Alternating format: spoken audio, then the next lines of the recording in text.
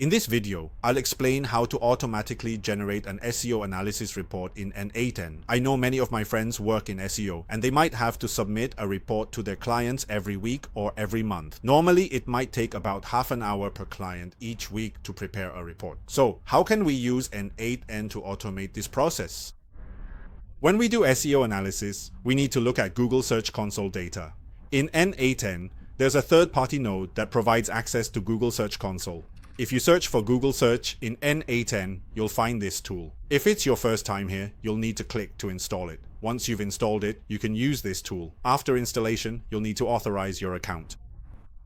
After you've connected your Google Search Console, you can then fetch the data in n8n.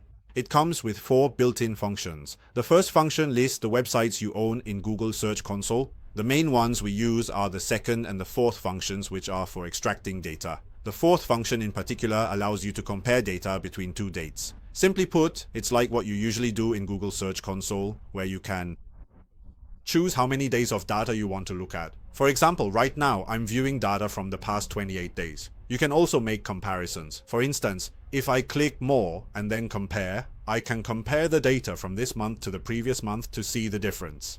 This kind of comparison can also be done by fetching the data through the API. Now let me go back to n8n. Here, you'll see that what I'm using is comparing data. For example, in my own case, I want to see how this week's performance compares to last week's. For instance, did a certain keyword bring in more traffic or did it get fewer clicks? Also, I want to check if a particular page of mine got more or less traffic and so on. Now, when I open this node, you'll see the settings inside. It's really simple. Just choose how many days of data you want to view. Here, I'm looking at the past 7 days, and then I choose. Here, it means the previous 7 days, which is the previous period. The maximum limit is that you can pull out up to 25,000 rows of data. The data I want to look at comes from my website, specifically the dimensions. The ones I use are page and query, meaning the data includes which keywords people searched to find my website and which page of my website they landed on. Now, let me try executing it. Here, you can see it has returned. There are 665 rows of data, and one of the entries is that someone searched for check. Based on this keyword, the page that appeared was the About Us page. So what are click A and click B? A refers to the most recent 7 days, and B refers to the 7 days before that. So this week there were 3 clicks, and last week there were also 3 clicks. Therefore, the difference is 0, there's no change. Next, we look at impression A and impression B. The difference in impressions is that there were 15 more impressions. Then you can see the click-through rate.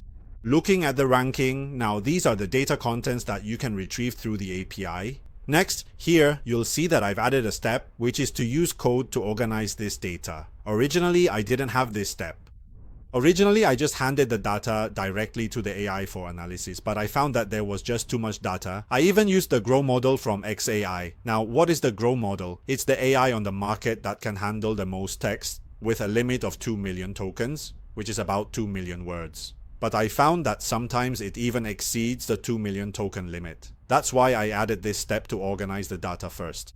Anyone who has done SEO knows that a single page can be found by different keywords. But when you get the data back from the API, it doesn't organize it for you. So what I do in this step is to organize the data first. For example, I first group the data for different keywords that point to the same page, and then I sum up the clicks and impressions. After that, I get the result shown on the right-hand side here. The organized data, for example, includes the total number of impressions, the total number of clicks, and it prepares the data for the LLM to analyze. For instance, one of my analyses is called Big Move, which means the keyword with the largest jump.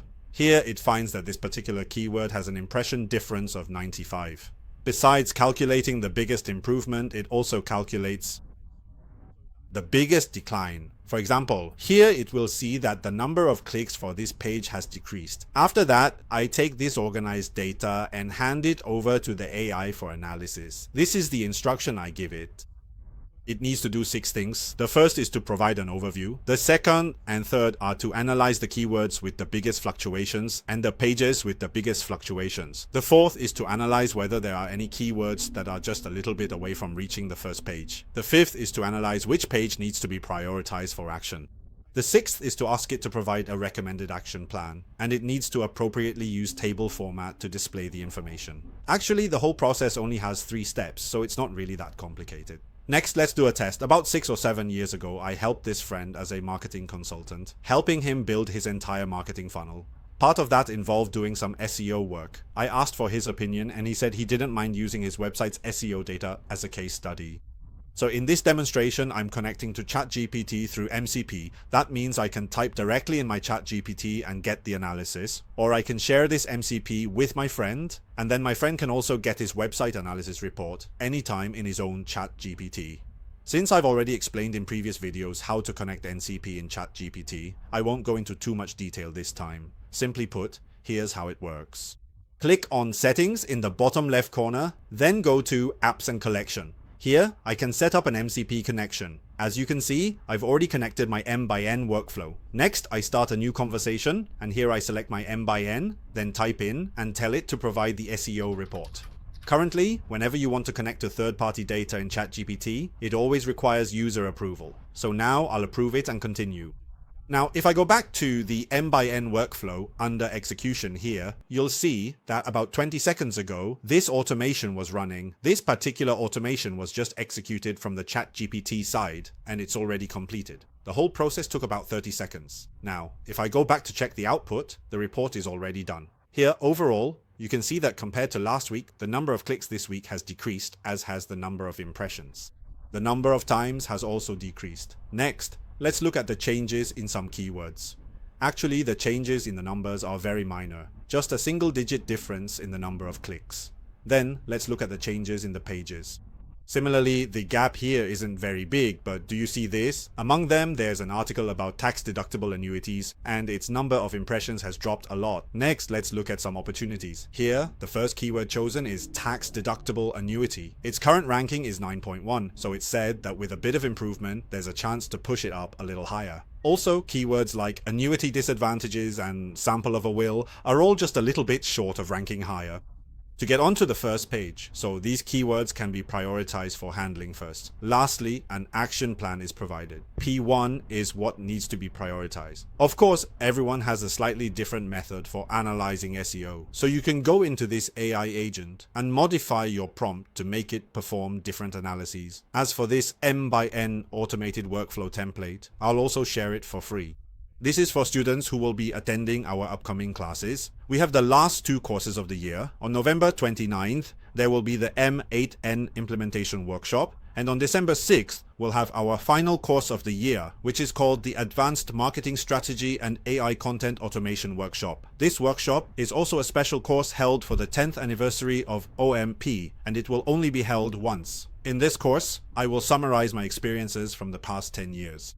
What are the core advanced marketing strategies? You'll learn how to use AI tools to achieve analysis and content marketing automation. This course will offer a special 10th anniversary discount. Anyone who has attended any of our 3-hour or longer courses in the past 10 years will receive a $1,000 discount. If you haven't attended before, that's okay too. If you join the n8n workshop held a week earlier, you can also get a $1,000 discount. To join this marketing workshop and claim your discount, feel free to contact us through our Facebook page.